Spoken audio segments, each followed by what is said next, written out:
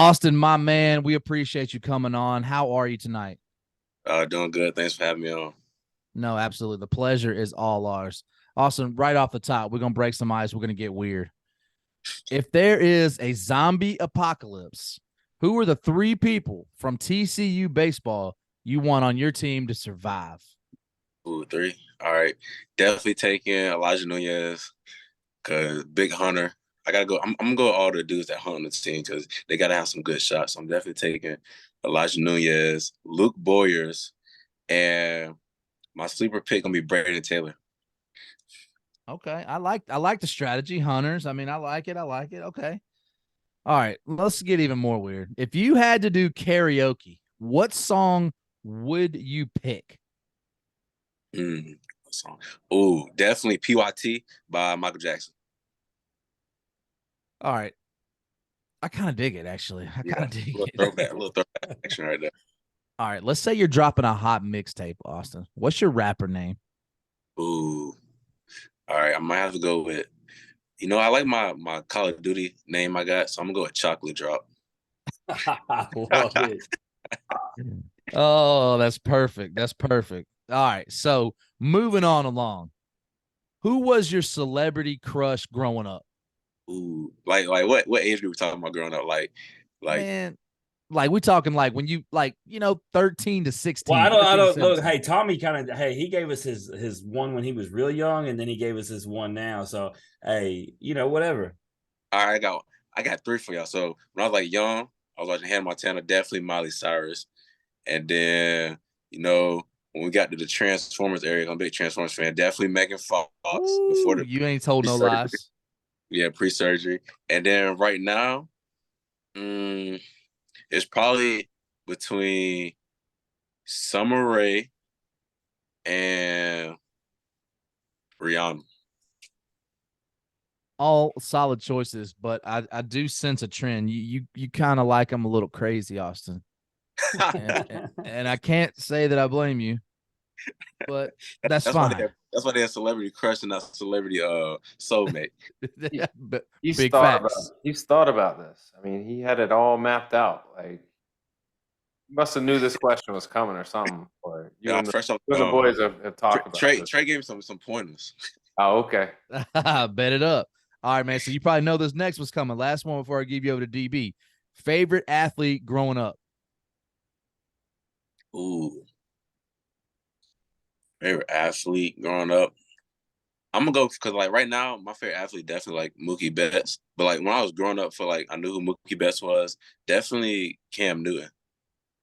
I like both of them. You know where Mookie Betts is from? Where you from? Oh no, he's from Nash. Tennessee.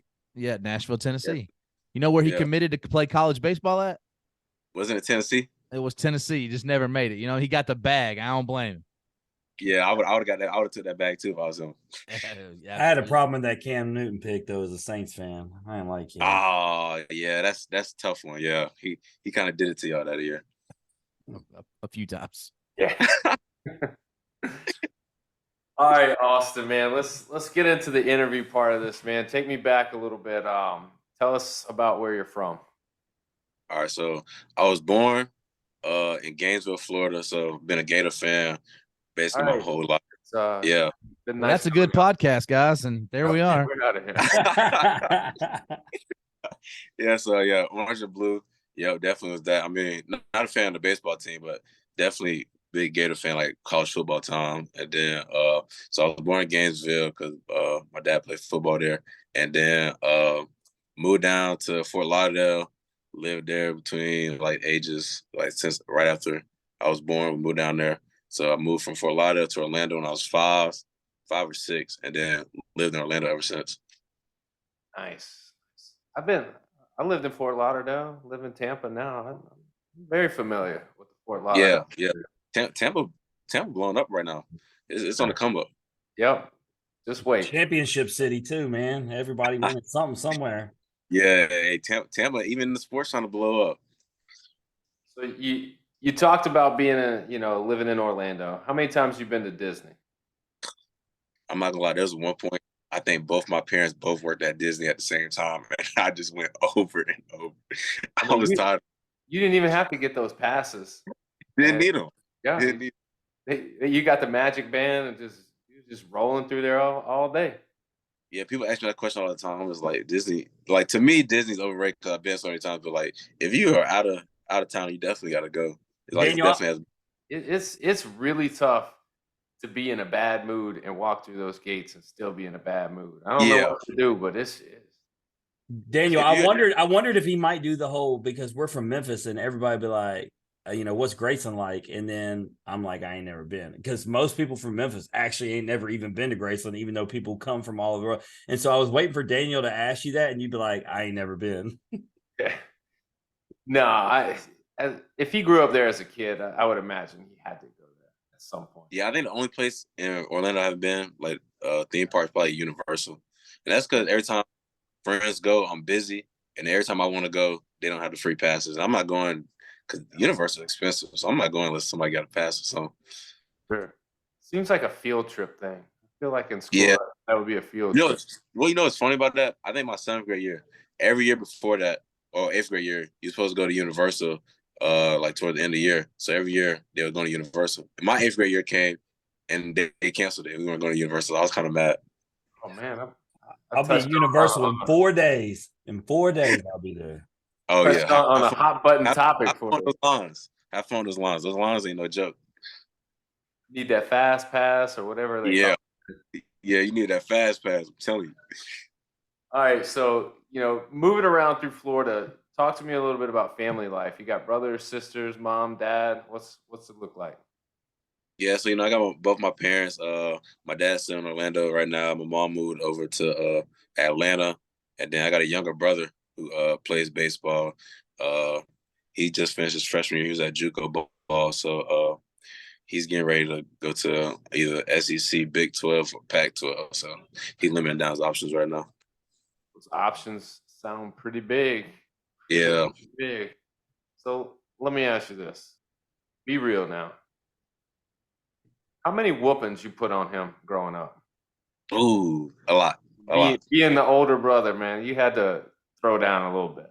I mean, I think I tickled him so much he's not even ticklish no more. So he can thank me for that. He's not even ticklish no more. Yeah, that's how I used to be down on it. He's not even ticklish no more. So this might be this would be an interesting question. Who is the most athletic between the two of you? Oh, definitely me. Definitely. No hesitation. No, I mean, and I think that's the right answer. I mean, he ended up more with my dad's build. Like he got the thickness and the more mass. I'm kind of the skinnier build than him. So he's throwing weights around, but you can move fast.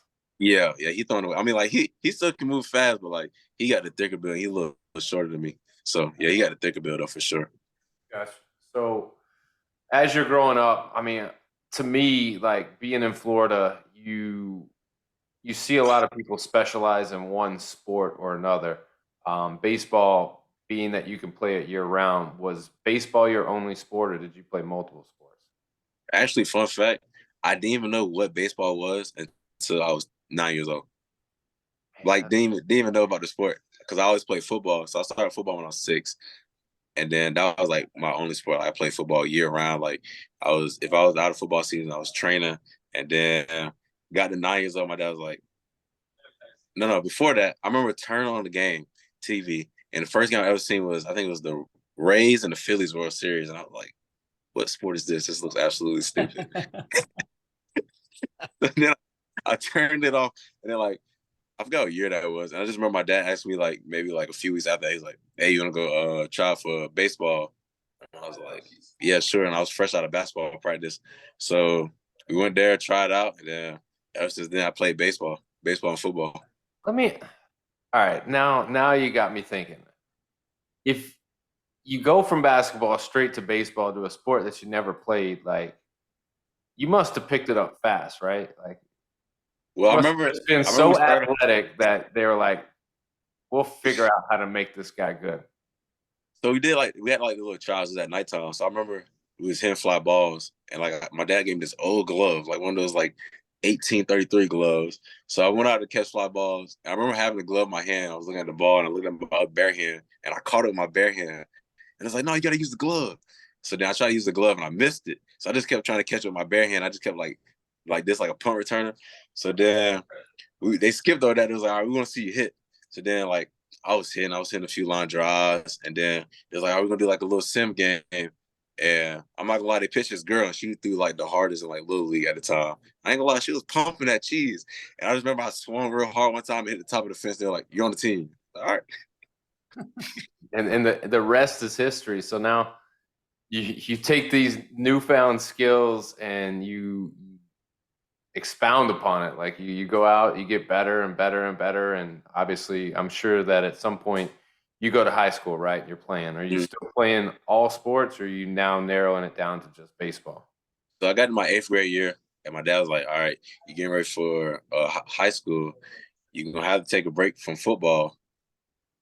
And he was like, "You gotta get ready because you gotta make the varsity team." And I was like, 8th grade year, I was like, all my friends getting ready to go. I'm like, dang. It hurt not playing football in my 8th grade year. So like I trained all 8th grade just baseball. And then I remember my dad, like, he would get like maybe like 5 feet away and just throw the ball as hard as he can. He's like, "This is what you're gonna see in varsity. This is what you're gonna see in varsity."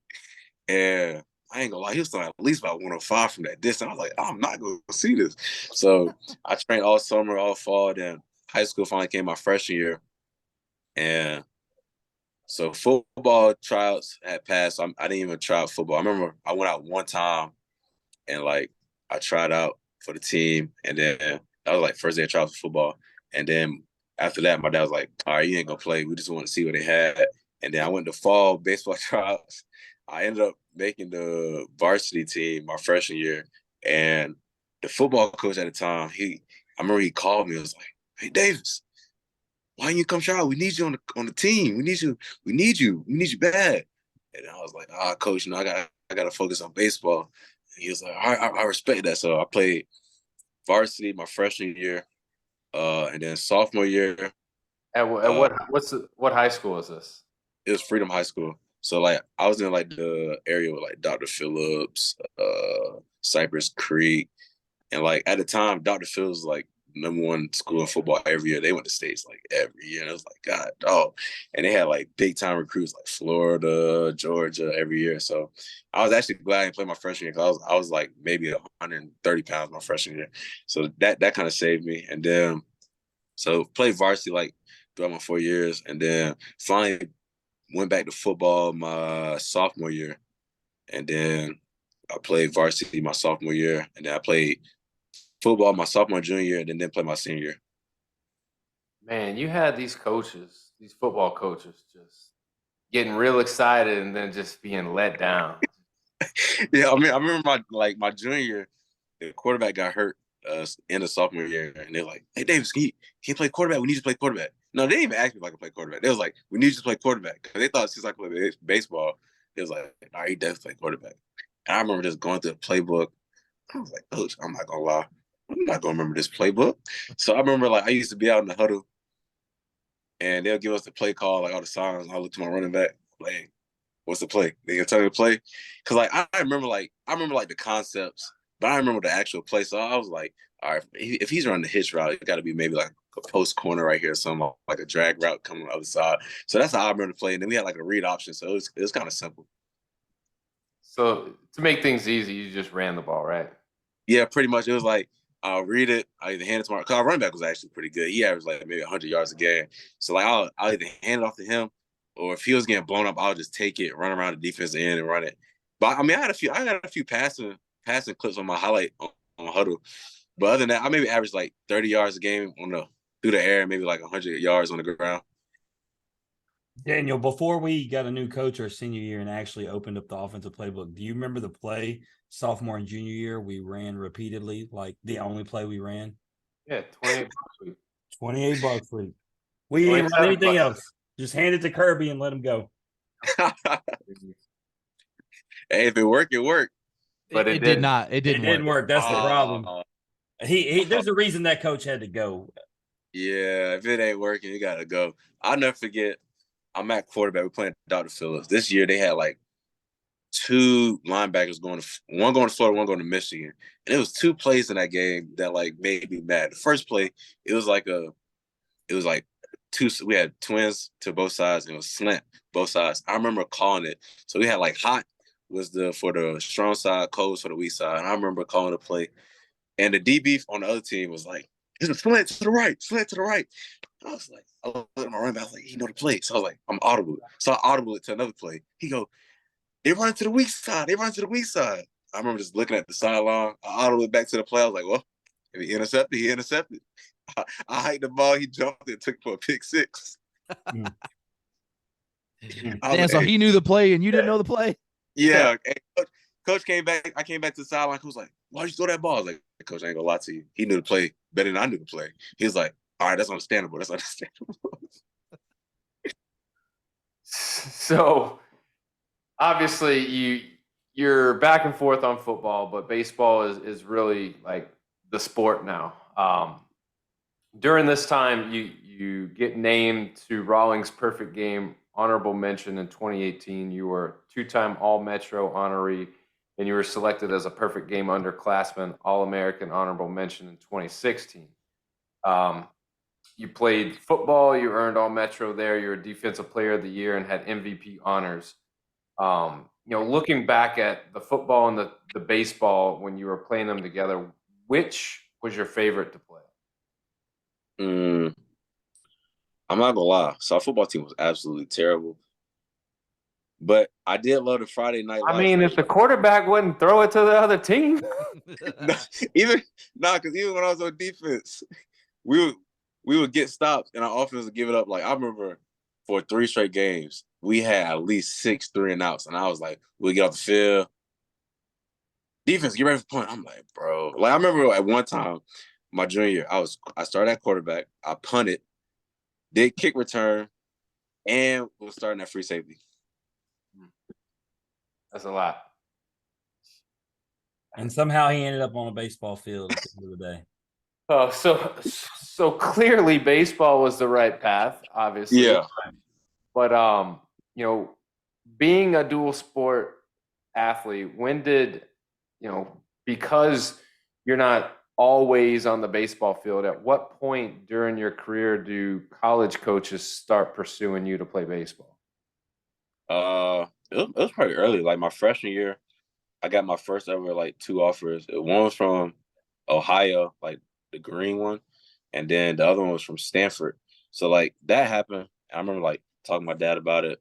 Then my coach, he was like, "Oh yeah, you definitely gotta go to Stanford." I ain't know nothing about Stanford at the time. And then so like I was getting ready to go. Like I finished the season, I was getting ready to go like check them out and like going to visit. And then the coach that was recruiting me ended up leaving. And I think he got like a minor league job or something.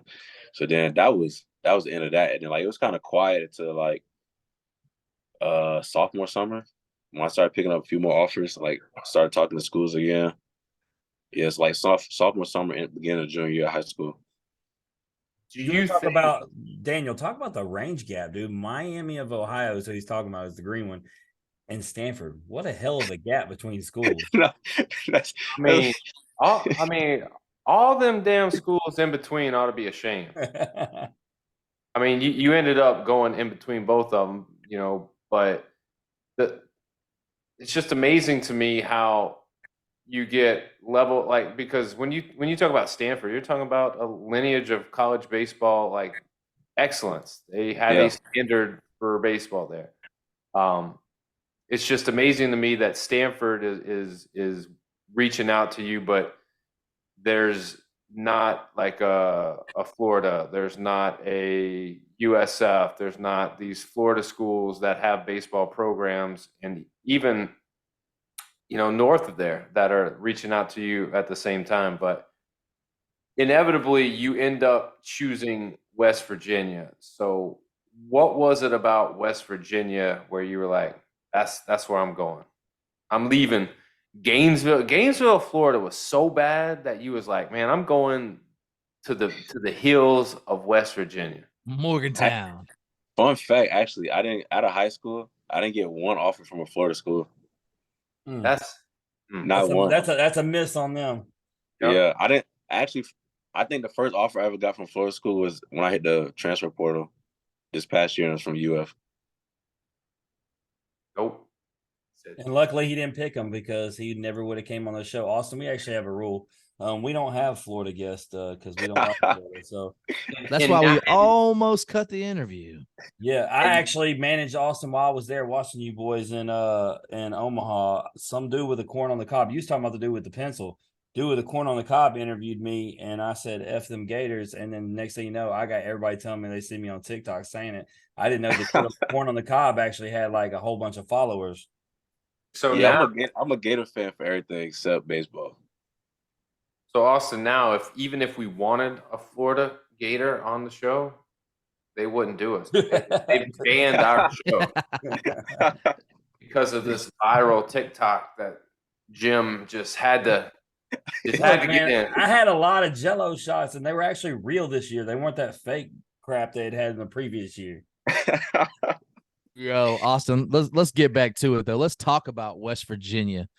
So let's just going through some of this. Appeared in 164 games, make 136 starts in 4 seasons. You were a career 313 hitter, 162 hits, including 25 doubles, 3 triples, 5 home runs. You collected 57 RBIs, 64 career stolen bases, including a career high 29 in 2022, 44 multi-hit games, and tallied 14 multiple RBI contests.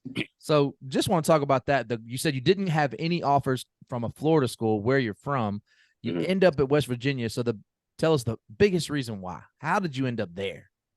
So I was going to Jupiter, and this was like right after I was supposed to go to NC State, and it was like, yeah, we'll call you. Talk about like scholarship. They never called me, so I was like, dang, this is junior summer. Yeah, it's junior summer. So I was like, man, it was kind of crunch time. But I wasn't panicking none. So, I ended up going to Jupiter tournament.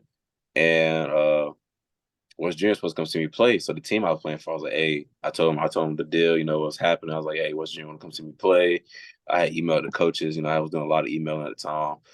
Get coach to come see me late during this Jupiter tournament. So I told the coach, like, hey, West Junior come check me out. Fast forward, he ends up not playing me when they came to the game. So I'm like, dang. So end up the same weekend West Virginia had a baseball camp. University of Pitt had me on a visit there. So went to Pittsburgh. Me and my dad flew to Pittsburgh, went on a visit there, drove down to Morgantown the next morning, went to a camp at West Virginia. Coach Maisie wasn't even there, actually. I think Steve Sabins was there, the recruiting coordinator, so he was there. First AB, I had a home run side of the park at Dead Center, and then I ended up going like 3 for 3 that game, and then like they ended up offering me like the next morning. And then I was like, well, pretty good deal. It's kind of late.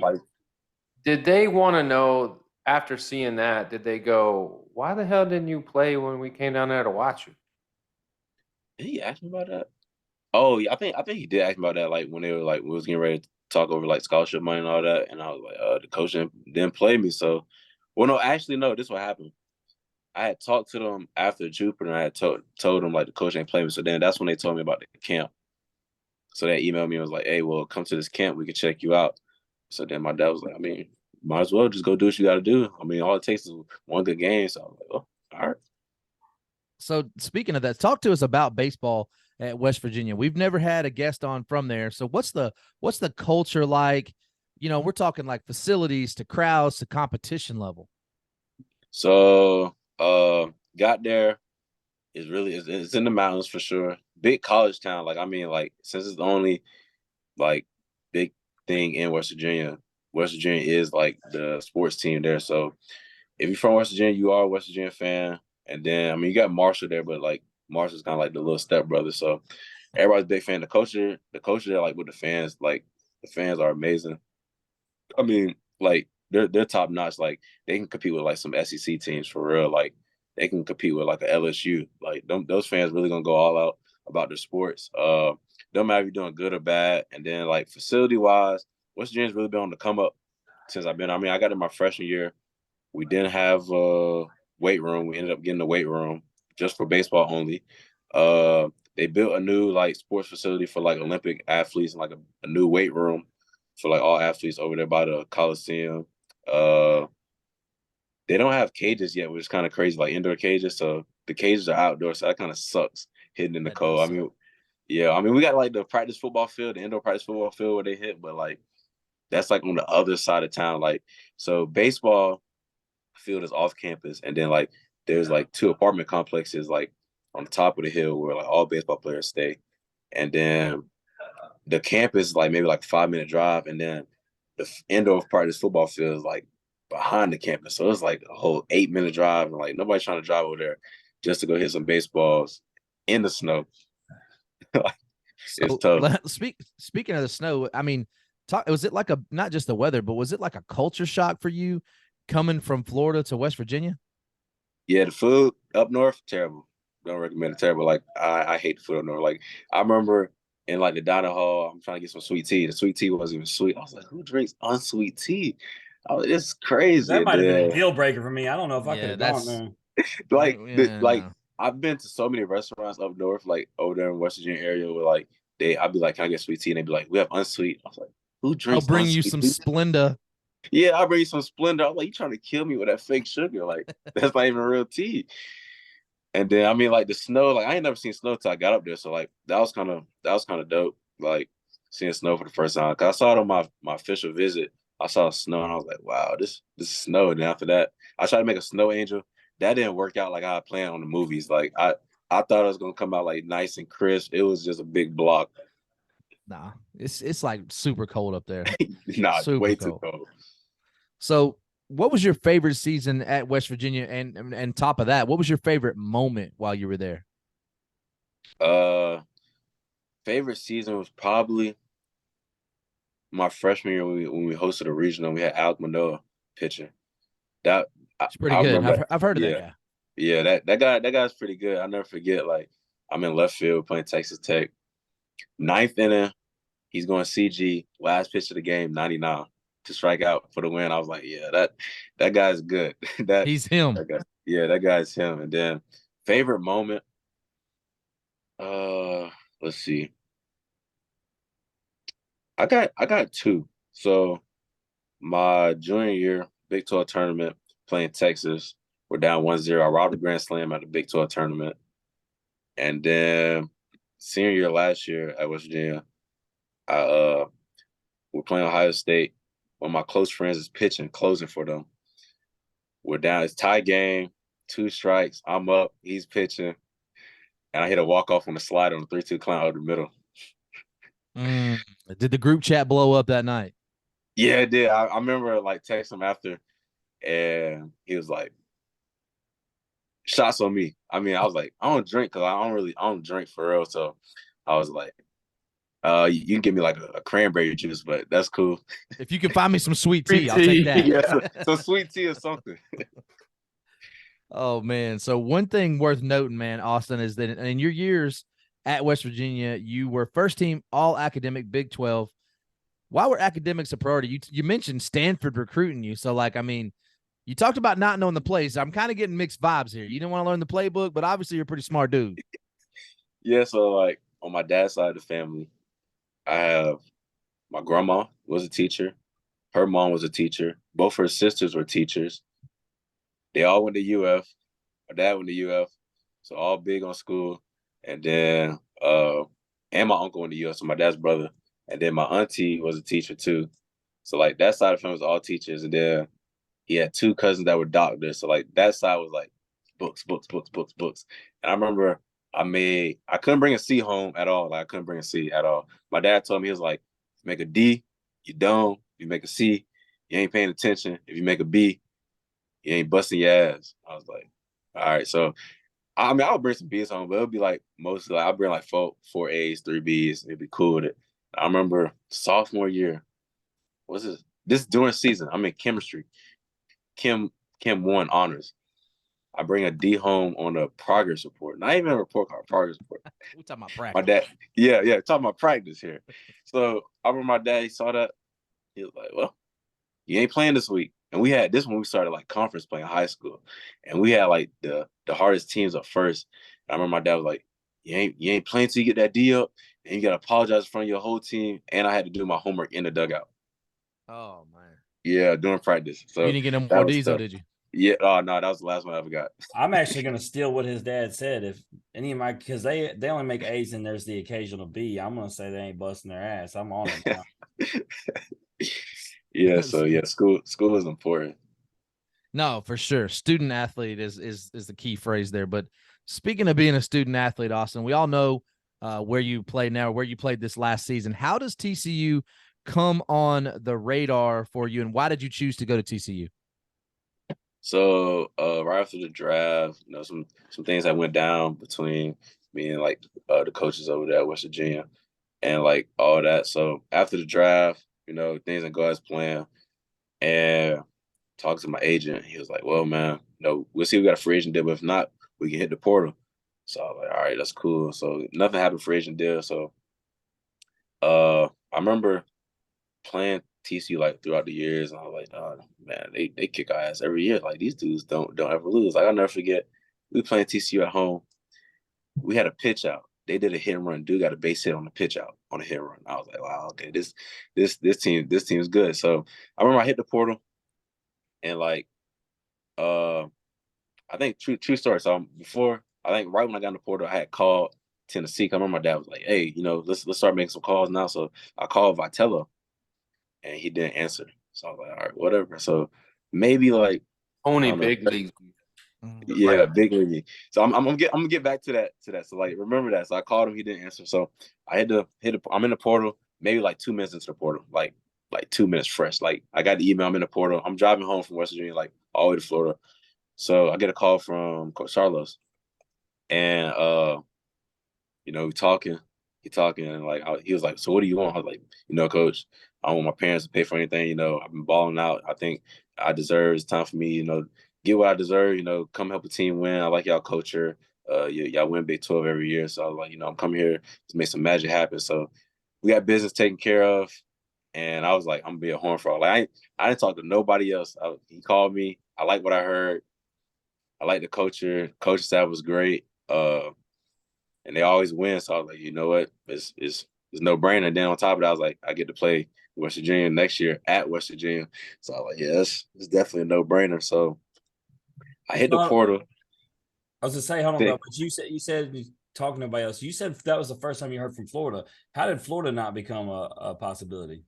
So first of all, I hate their baseball team. Like I like ever since like they didn't offer me How you like everything Florida but the baseball team? Because they didn't want to offer me in high school. So I was like, man, bump them Gators, man. Like I remember I had a homeboy. He actually pitched at Florida the year they won the World Series, and I was still a fan then. But like when I saw they didn't offer me, I was like, and they kind of did him dirty. So I was like, man, bump the baseball team. I'll rep football. Like college football season come, you gonna see me in Gator football stuff. So I was like, but baseball, nah. So after I committed to TCU, they posted on Twitter, all the social media stuff. The next day, like I finally get home the next day, Tennessee calls. I think who was it? Their recruiting coordinator called me, and then he was like, "I see you going to TCU," and he was like, "What can I do to change that?" And I was like, I'm kind of stuck on TCU. I got my heart set there. But then he was like, "All right, that's fine. I respect that." 2 minutes later, pitching coach called me. I'm like, God, oh. So he was like, "Hey, look, we really want you. Just hear us out. Coach Vitello's gonna call you." So The Coach pitcher. Vitello, Coach Vitello ends up calling me. What's he doing for? So he ends up calling. Hey, hold up, it's Frank the Tank. He does what he wants. Well, I'm sure Elander's the one that called him first. Yeah, he's a recruiting coordinator. Yeah, it was Elander. So, but I finally get on the phone with Vitello, and he's like, "Hey, just hear me out, So like, he's talking all the deal, trying to sell the school and all that. So I remember telling him, I was like, "Hey, coach, I'm not gonna lie, like you was my first call, like before like anybody else called, like right when I was fresh in the portal." And he was like, "So yeah, told me this story. Like I guess there was some kid, that was trying to get a hold of Tennessee. He thought he was him, and we both had 407 numbers, so he thought I was somebody else. And so like he said, he missed my call, and I was like, well, I mean, hey. So I ended up talking to him a little bit more, and he was actually in Florida at the time, so I met up with him, talked to him for a little bit, we chit chatted, and then he told me all the business. He was like, "So you think if I would have answered your call, you could have been a volunteer?" I was like, "Hey, guess we'll never know now at this point." So after that, Florida ends up calling me. And I mean, Sully was trying to sell it. And he really lost me when he said, yeah, so you only have to pay. I was like, oh, pay? Nah, I'm not trying to pay nothing, man. I'm not trying to pay nothing. And we know he can't count to 6 mound visits. Oh, I So I mean, remember it's that it happened. sounds like Vitello's little suspension was because of Austin. nah. Recruiting violations going on. Well, look, I hope not. here's what Yeah, Coach, I've already committed. Thanks, man. Oh, but I'm gonna have everybody on staff call you. my first thought was, Austin, you should have reached out to us. We could have got a hold of Vitello for you. But you know what my second thought, Randy, was Christian Scott won the season 7 best character award voted by his peers. And he played right field for Tennessee, and he's an amazing dude. So it worked out because he got to play right field in Tennessee and Austin got to do it in TCU. So had he Worked went out there, for both. yeah, so somebody would have had to take a seat, and we wouldn't have liked that. So it works out for everybody. It Hey did. man, It I sure love did. C. Scott, but hey, take a seat, my friend. Yeah, I didn't want to say he was going to be the one to take a seat, but let's call it what it is. Austin's batting better, but whatever. Hopefully, C. Scott, if you listen, man, I'm sorry. But so you get to Fort Worth, man, after 4 years in West Virginia, man. Like, did you feel awkward? Was it nervous? I mean, you spend 4 years at one school and then you show up and you're the new guy, and you're in your 5th year. Was it awkward, or was it, man, you were so locked in and ready for business that didn't bother you at all? No, it was awkward. Like, I came in. It was like when I first got there, they brought me in. Like, I had been on the team for like 10 years, so like everybody on the team was cool. I got real close with everybody, and then I think I hit up because I remember like Trey. I saw Trey had committed there, and as soon as I committed, I had DM'd him on Instagram because I remember like playing against him over the years when he was at Baylor. So I had DM'd him, told him I was like, "Hey man, I'm coming to TCU. We're gonna have to link up when I get there." So get to town. Trey was the first person he was already in town, so me and him hung out, kicked it for a little bit till everybody got back. And then when everybody got back, started chit chatting everybody. It was smooth like butter, talking to everybody. And then like we all wanted one thing. Like everybody wanted to go to Omaha. Everybody, I mean, like they wanted to three-peat Big 12. So like that was like we already knew we was gonna win Big 12. And then going to Omaha was like everybody's main goal. So like we was all on board with everything. Coaching staff was great, like amazing. So I mean, like it was perfect fit. Yeah, and you weren't wrong for feeling that way. We do preseason Omaha picks every year and had TCU there. And then, y'all would go on to confirm that. We're going to get into the college baseball showdown in a minute. But yeah, because you brought up Trey and he was on here, yeah, it really shows what the transfer portal and the opportunity gives guys like y'all. Y'all are able to come somewhere where like y'all have a goal and an expectation, to go to Omaha, and y'all obviously are going to make it happen as we talk about. But, college baseball showdown, I'll go down there in Arlington to watch you guys. Right off the top, man, what was it like playing at Globe Life Field against, top-notch SEC competition right out the gate? Oh, it was dope, man. I mean, like you hear all the hype about SEC teams, like SEC is the best, SEC just means more. I remember getting the box first AB, and like because we like we had little TVs in like the locker room, and since like we figured out who we were playing, we had like the starting pitcher up on the TV and just like his heat maps and all that. And like I had saw that for like 2 months straight, and I was like, yeah, we're gonna hit this dude real hard. So like I remember getting the box.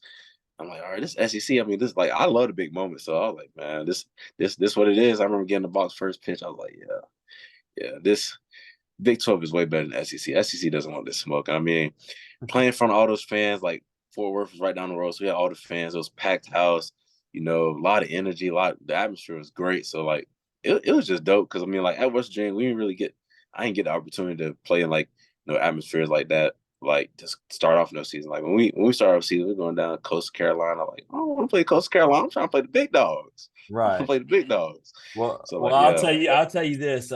For the TCU Arkansas game where y'all absolutely hammered them, I was in a suite with Jalen Battles. He's a guest of the show, and we were watching, and he's sitting there like, okay, man, these dudes can play. Like, and it wasn't even just offensively. I remember telling Trey because he had a nasty slide and catch at second, and obviously Jalen being an infielder was like he stood up and clapped, like gave his due, and he was like, man, these dudes can play. And I remember calling both these guys and I said, yo, man, TCU is legit. Like, I mean, the way y'all handled Vandy and them, that's why I was really surprised with how, Missouri ended. And I don't know if y'all just kind of ran out of gas at the end of the thing, but nonetheless, after that weekend, y'all were on everybody's radar for sure.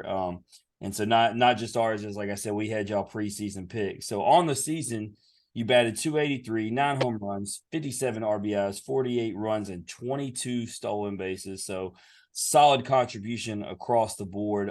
We obviously talk about how the season starts. So let's talk about what you brought up, man. You get to go to West Virginia. So what, like, you obviously kind of sound like you were excited about this opportunity. What was it like when you got there? I'm not gonna lie. So I got there. I remember like hitting up all my homeboys that was on the team. I got to see my best friend, the shortstop Tevin Tucker. So that was the first person I saw when I got there. And then I'm gonna go see my barber and my hairstylist. I had to get my hair done. Got a little cut before the series started.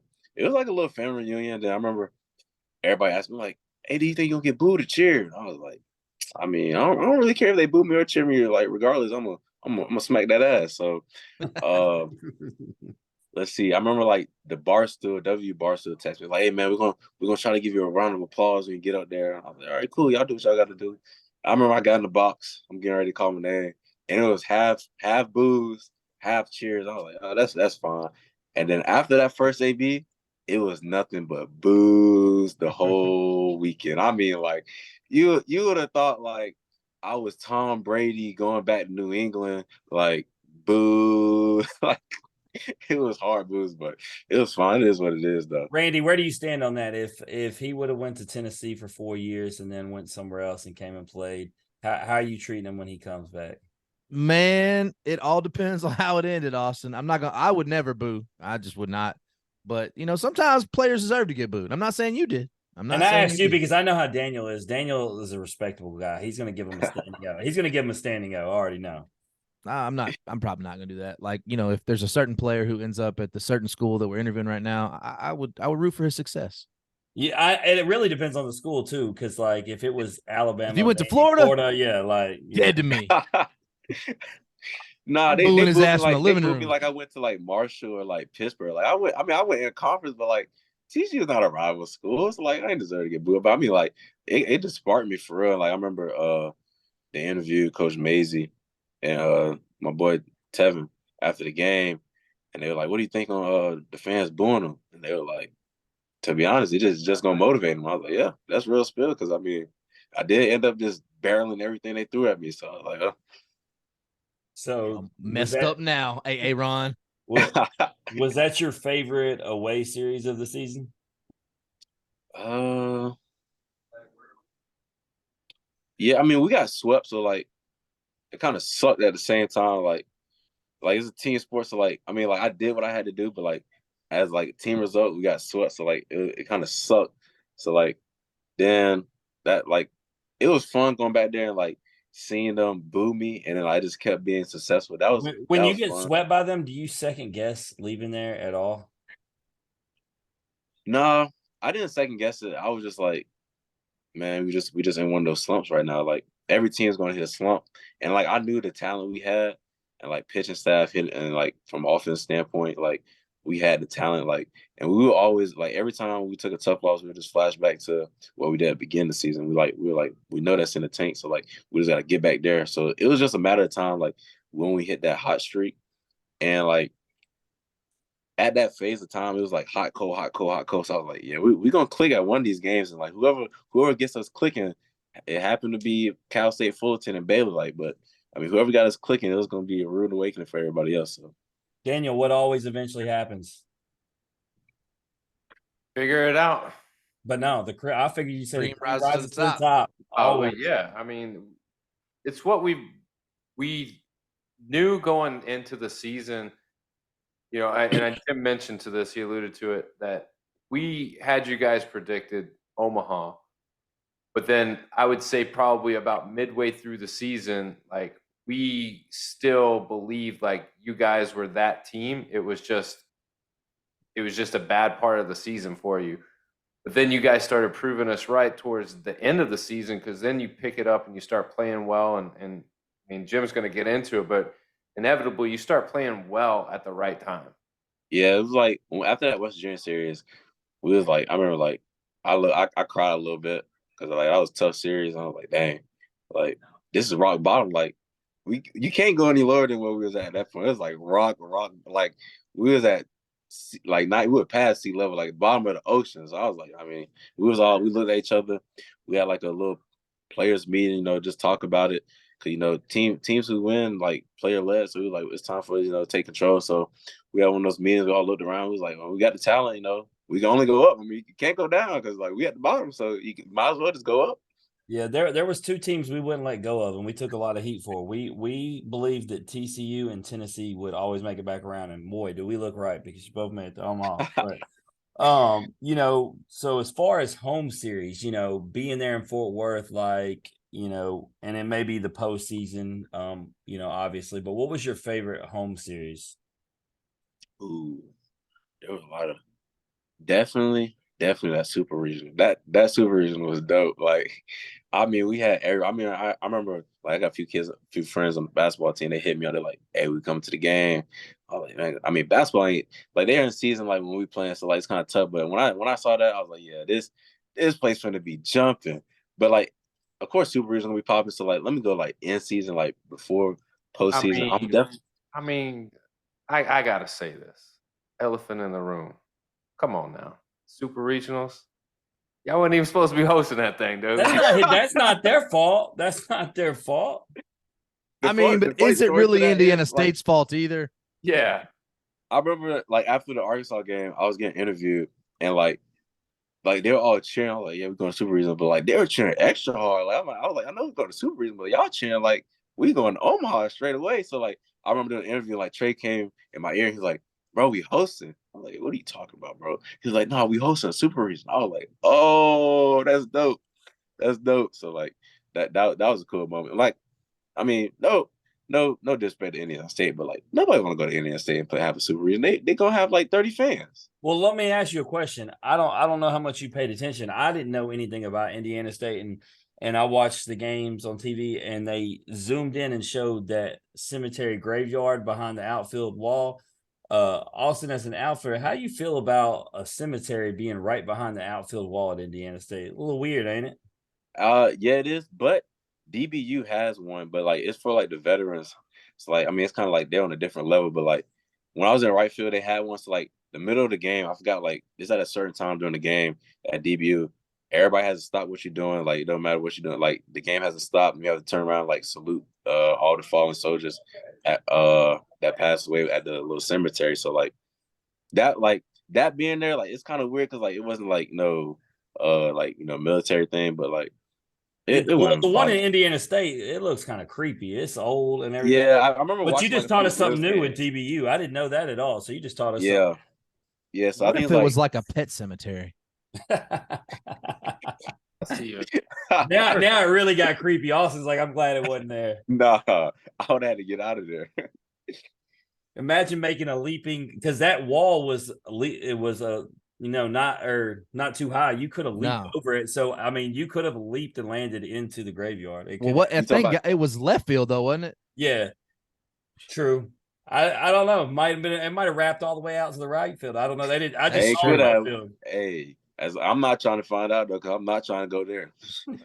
So before y'all end up hosting Super Regional, y'all go to Fayetteville, and everybody was well aware of what had happened in Arlington.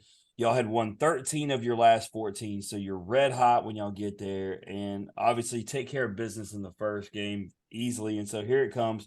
You're going against Arkansas. Do y'all have something personal with Arkansas? Because I mean, nah, y'all don't did. just win. We did. Like I mean, like beginning of the season, we greased them. We do what we had to do. So this what all starts it off. So Eli, he beats out a ground ball. I ain't gonna say who said it from Arkansas, but one of their players goes, "Calm down, y'all ain't even sniffed Omaha yet." And like, I remember I saw Eli. I'm in the dugout. I see Eli chirping. I asked him what happened. I was like, "Oh, it's like that. Okay." So then, like later on, the game comes, and they doing a little woo pig suey, and I was like, "All right." So I'm up to bat, and my bat kind of like slipped out my hand. I asked the umpire for time, And like, you know, the rule now, like all the fans get mad when like, you know, the clock's still going. So like I'm getting punted, I'm getting booed hard. Like it's like 8,000 Arkansas fans in there. And I'm getting booed. I was like, all right, bet. So I'm taking my sweet time, just putting I don't never put pine tar on my aluminum bat. Like I just did it just to do it, just to be a dick. So you know, I'm just putting the pine tar on there. So I get in the box. He throw another ball. I'm in 3-1 count. I'm like, all right, bro. They want to boo me. If he throws my pitch in my wheelhouse, I'm going to swing as hard as I can. And he ended up throwing it there, and I knew off the bat it was gone. So like I'm watching, I was like, I'm throwing this bat as high as I can. So I'm right on the bases. The shortstop goes, "Don't ever do that again." I was like, bro, you see where that ball landed?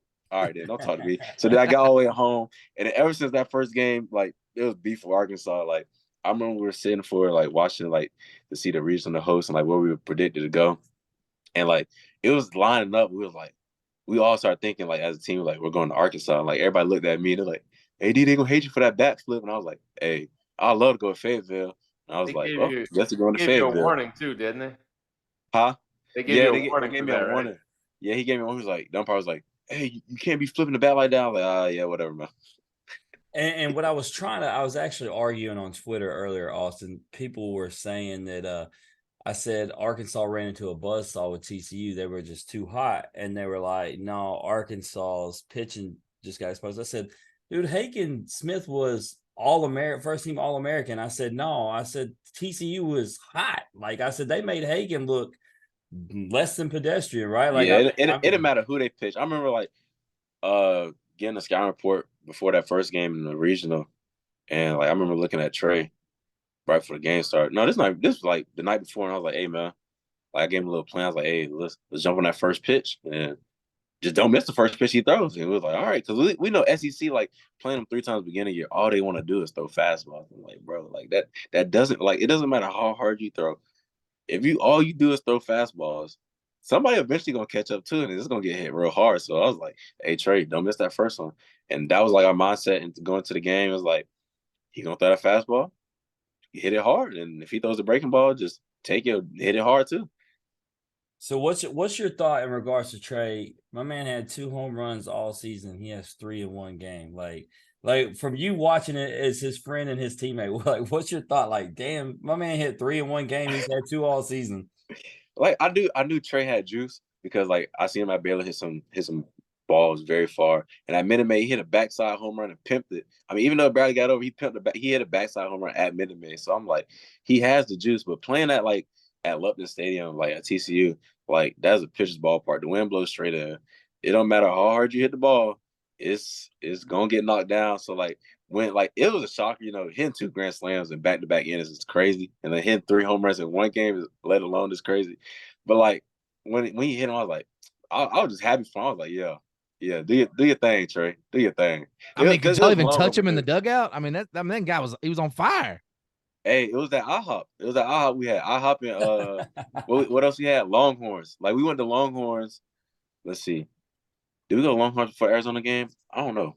I think we went to Longhorns before like every game in the regional that year, and then we had IHOP for breakfast every game. So like Trey had Longhorns and IHOP. So I think the Longhorns itself gave him the extra juice, and then like the IHOP gave him the vision. So like it was kind of like a between both worlds, best of both worlds. All Look, right. I ain't never heard anybody say, you know, everything became crystal clear to me when I went to IHOP. Hey, I will say this. My vision when I go into Waffle House has been a little bit fuzzy, blurry.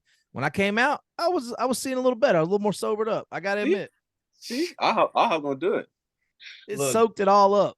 Tony Taylor said the last time I was in IHOP, because I didn't remember, he said I was throwing plates, and I can't even verify if I was or not. But that's a whole other story, Randy. But no, Yeah, I hey, think before this season, the last time I had IHOP was like freshman year of not high school, college. Because at the dorms at West Virginia, we had the dorms, and then like it was a little plaza, and it was IHOP right in front. So like if you was hungry, we just went to IHOP. yeah. So Y'all don't got sweet tea at IHOP, bro.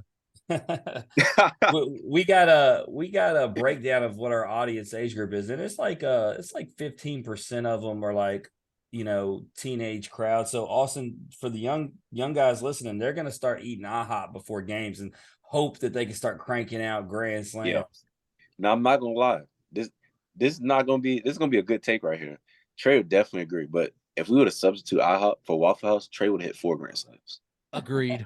He would have hit Waffle 4 House grand is slams. Waffle House is the GOAT. Yeah, he would have hit about 4. I mean, it's a good thing y'all didn't go to a Denny's because Denny's actually has a grand slam.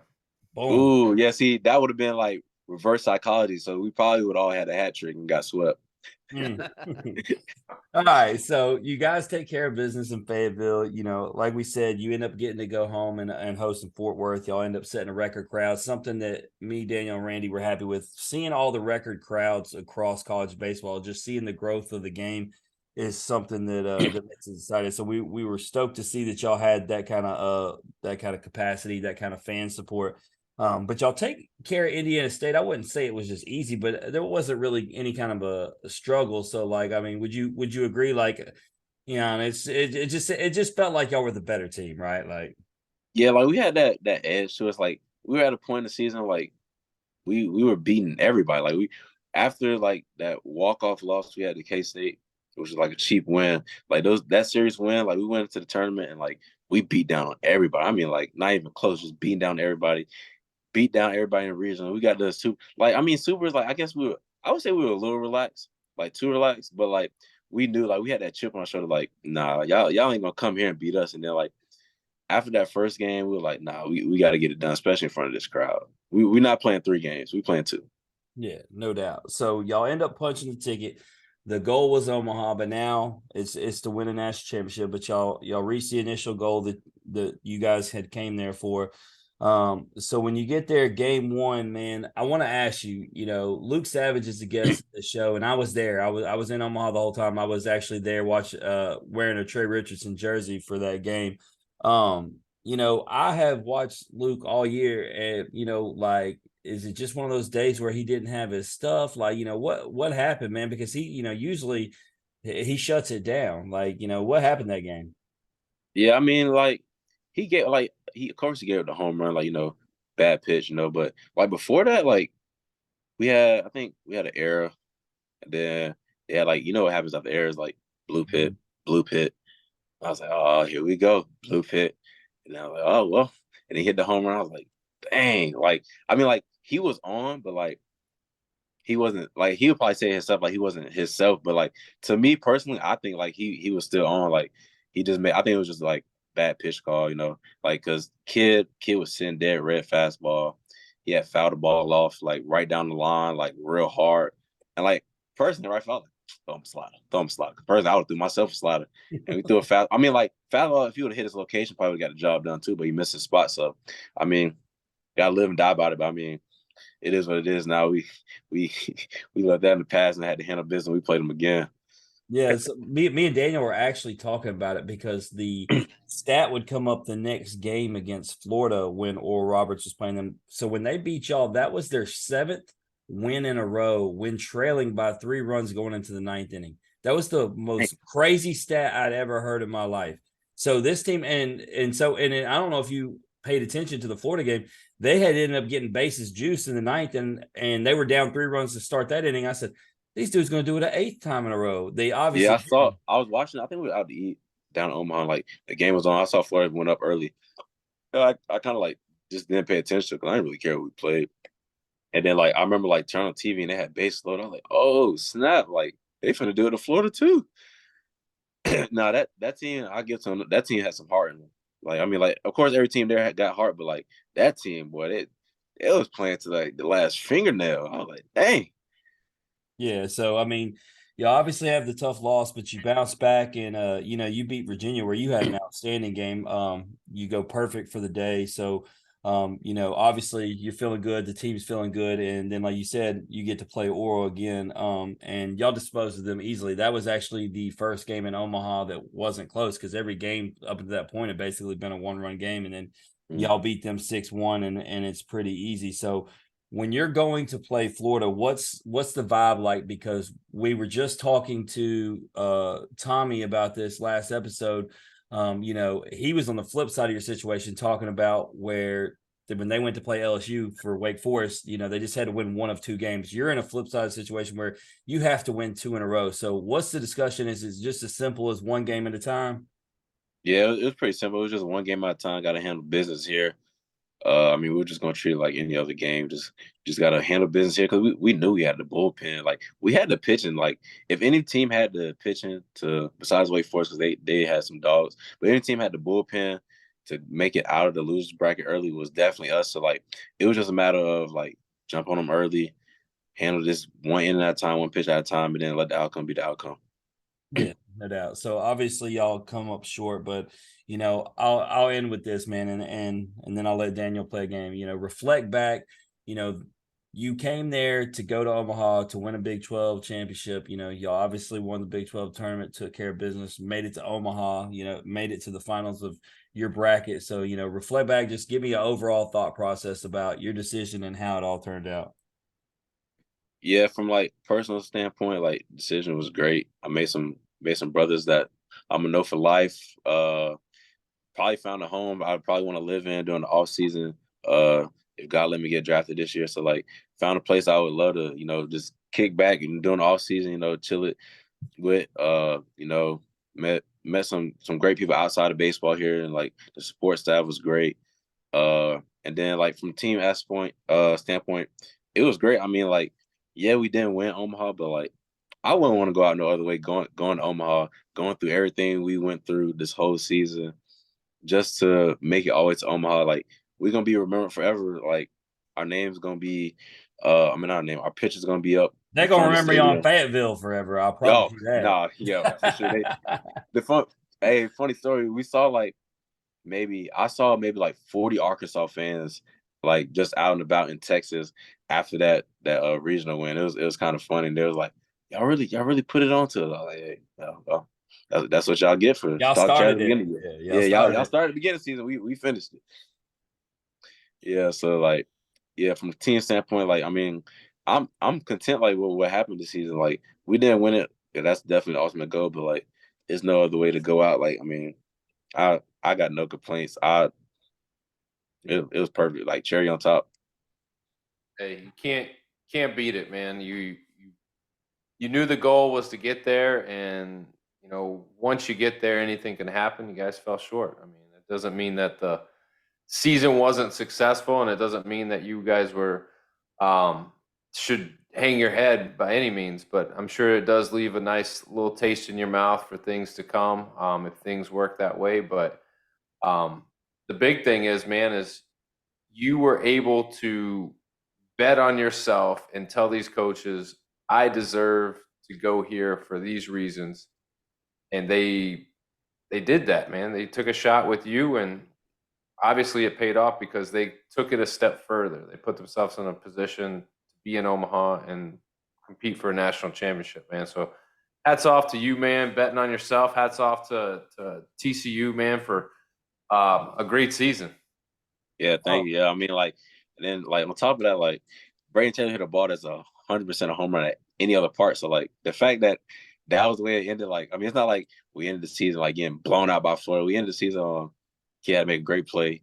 Brayden Taylor hit a ball 115 off the bat. I mean, I wasn't even gonna bring it up. But you know what I did forget to bring up, Daniel? I almost forgot. Talking about what TCU got out of Austin, he was one of 2 players to play all 68 games, which was a TCU record. My bad. Forgot to give you that clout, Austin. Oh, thank you. Is that good? Yeah, 68 games. That's a lot of games. Man, we're not managing your time at all. We're just putting you out there and letting you do your thing, which I'm sure you don't mind at all. Nah, no problem. So you're done, man. Let's play a game. You down to play? Let's do it.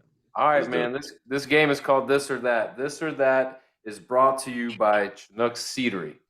If you want the best seeds in the game, Austin, trust me, dude. They did send me some seeds my senior year. They sent me like 5 boxes. And like I eat seeds, but like that was too many seeds, man. Like I was like, bro, like their seeds are I think the best one is definitely I think it's the Parmesan. That's what Parmesan garlic. Yeah, that's their top seller. Yeah, Parmesan garlic like dill pickle. I mean, I don't like dill pickle like that, but their dill pickle is pretty good. Did you get a chance to stop by the booth in Ballpark Village? Did we stop by? Yeah, we did.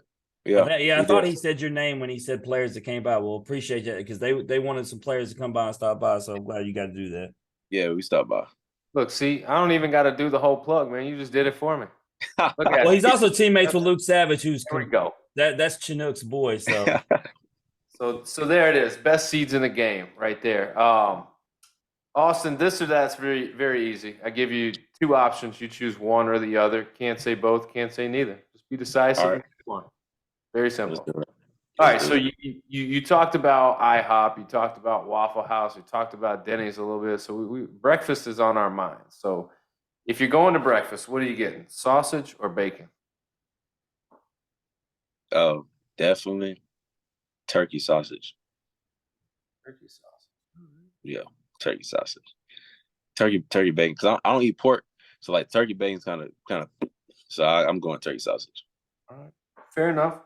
What feels better, web gym or a big hit? Ooh. And you've had both in your career, and which one feels the best?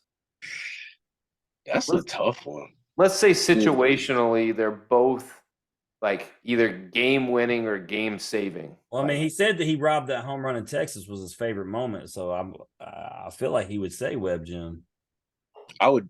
No, I'm going big hit. Big He hit also for sure. bat flipped to the moon and got in trouble. Yeah, I'm going big hit for sure because like the big hit, you talking trash to the team, the other team, and to the pitcher. Like web gym is really you just hype like you just hype with your team, but like big hit you hype with your team, you talking trash to the other team, and you talking trash to the pitcher.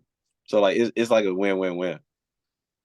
Right. So if you got stranded on a desert island, all right, you get one of these two options.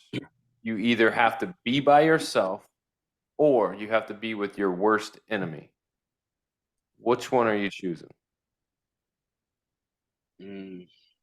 So I definitely go with the worst enemy because then that way I have a partner.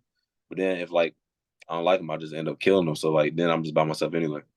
That's real. Yeah. That's as real as it gets right there. I heard him and the Arkansas shortstop were getting put together. Would you rather be a jack of all trades or would you rather be a specialist in something? You said wait, what was the first one?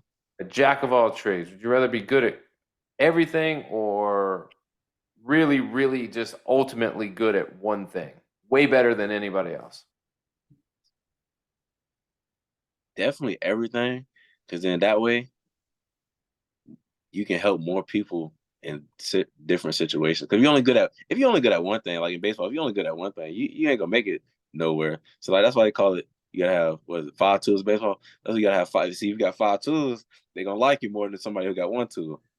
Very true. Very true. Are you a plan ahead guy or are you a live for the moment guy? Nah, we talking like school. Just Definitely in life, like making decisions, just like, like I'm the type of guy where I'm laying my clothes out the night before for what I'm wearing the next day. But some people would just go to their closet and just grab stuff and they like living for the moment. That's a tricky one. That's a tricky one. I'm kind of like 50-50. Like it just depend on like the scenery, like what's going on. But I'll probably live more on the like just live for the moment because like people like say you plan ahead for something, then the plan don't work. Now your bubble burst. Now you mad because the plan ain't work. See, if you just live in the moment, you can never get mad if the plan don't fail because then you just it failed and you find some other plans. See, these man, guys DB, can work attest, the plan, man. plan the work. Yeah, I mean, what I have learned though over time, and these guys can attest to this. If you are a plan ahead guy, that's great, and it's very helpful. But when you have kids, you tend to be okay with when the plan doesn't go to plan. It's not that you're okay with it. You ain't got no choice. Randy, let me tell you something. I sent him.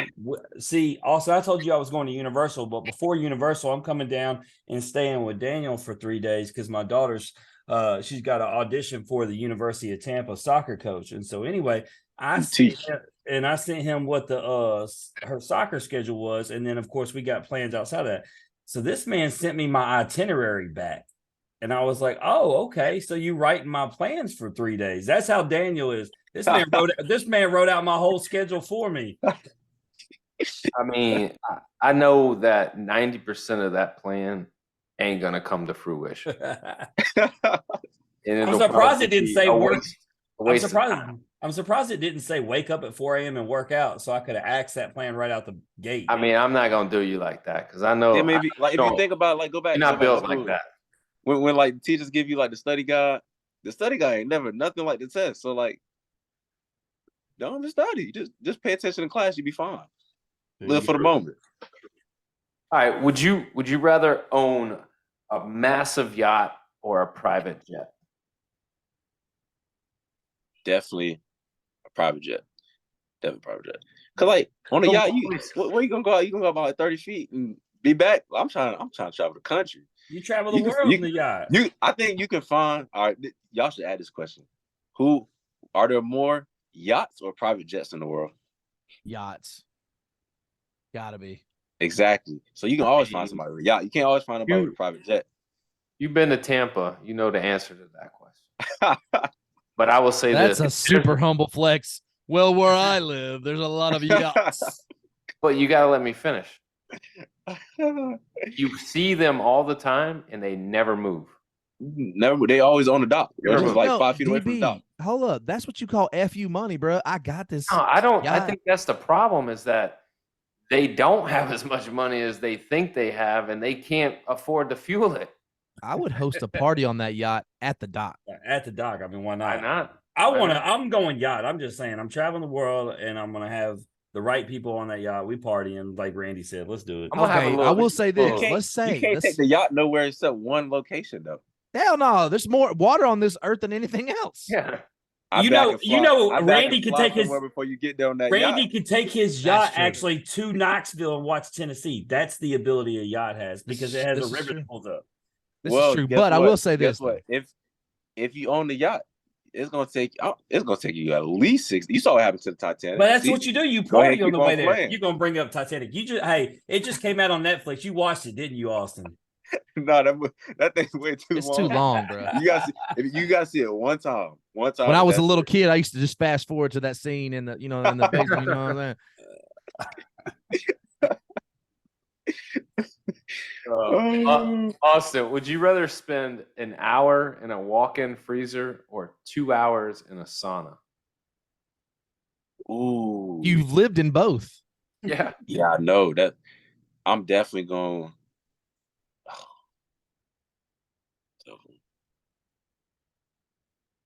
I'm going with the freezer because you know why? You can always wear enough clothes for a freezer. You can be booty butt naked and still be hot. Booty butt naked. Hey, be hot. Let me ask you. Let me expound upon that. Is it hotter in Fort Worth or in Florida? No, Texas got us beat. It's so hot, but like it's different heat though. Like see, like humidity. Texas got the dry heat. Florida got like I like the humidity. Like I like to feel. Like, I want to know why I'm sweating. You know, like I'm out here, I'm sweating. The dry heat is hot, and you're not sweating. You can't breathe. The bugs everywhere. They sticking to you because you ain't sweating. I'm just like, bro, can I please leave? And it's 113 degrees too. Yeah, I learned real quick. See, when I was up there in Omaha watching y'all, I thought, damn, it's so hot. It was 98. And then I got back to Mississippi and I was like, okay, yeah, never mind. It wasn't as hot. It was way hotter in Mississippi with the humidity. That humidity. But I mean, at least you know why you sweating because it's humid. The dry heat, you just like, gosh. And the air be hot too. Like you let down the windows. Like in Florida, you let down the windows is like lukewarm. Texas, you let down the windows, it's still hot. Like it's like, no, come on, man. All right, Austin. Last question, man. This is the money question. So if let's say Big Dollars Randy just says, you know what, I'm gonna give you some money, but you get to pick of the two scenarios how it's gonna go down. He's gonna give you the first option of I'll give you $1 million, but you can't spend any of it on yourself and you have to spend it all on other people. Or he's going to give you $1,000 and you can spend it only on yourself. Which one are you taking? Hey, hear me on this one. This is easy. I'm taking the meal, right? And I'm using it on family. So like, I'm gonna tell my brother, hey, look, I'm giving you. I know he's gonna buy something I like, so I'm gonna just borrow that. And then you get married, your wife gonna get something that she likes sooner or later. Then she's gonna get you a gift. So like, damn. That's spoken See? like a guy that's never been married. So then you gotta think like if they got that money come your birthday and Christmas time, you got gifts. So like I mean, then they got big money, so then they're gonna get you a bigger gift. What if so it then that was? way you don't gotta buy it for yourself. What if it was? Let's just up the ante. What if it was $100,000 for yourself or $1 million on other people? Still doing the mill. Cause I'm gonna give it to the people I know that like real close. You got a lot of trust in these people. Randy will take the 100,000 all Yeah. day for himself. It's me, baby. It's me versus me, Austin. All Yeah, right, I'm Austin. definitely doing the mill. Hey, there's no shame in that. I mean, you want to take care of your people. There's nothing wrong with that at all. I can respect that. Man, bump these folks. That's it, man. You've made it through the interview. You made it through the podcast, man. Anything you want to plug or promote before you get out of here?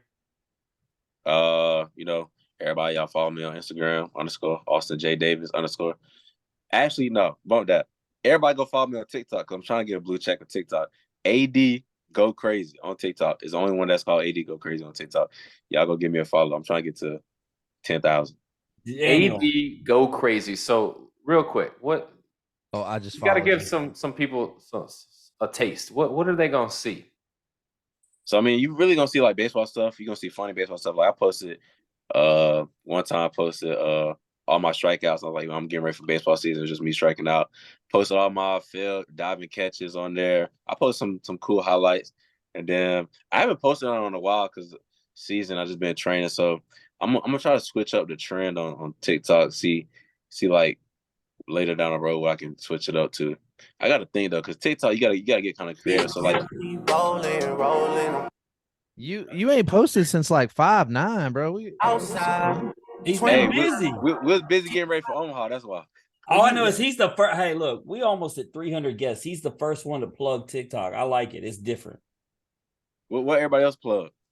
No, they don't. They say I don't have anything. Sometimes they'll do it. They'll do a charity or something, and then the occasional one has Instagram. But Daniel was ready. If you wouldn't have said your Instagram, that's what he. Yeah, and then I just say, you know, if you want to see what AD's doing on a Wednesday night, maybe he's doing a podcast, maybe he's hanging out with the boys, going over to IG at _Austin J Davis, or if you want to see what TCU's up to, IG at TCU Baseball. Yeah.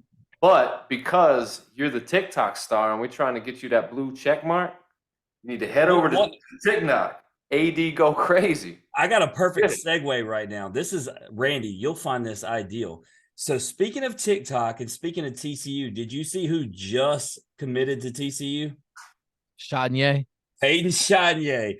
Hey, 12-year-old girls love Peyton Chardonnay on TikTok. There you go. That's he's been in baseball. Right, I mean, he's been in baseball for 20 years now. How's he still got eligibility?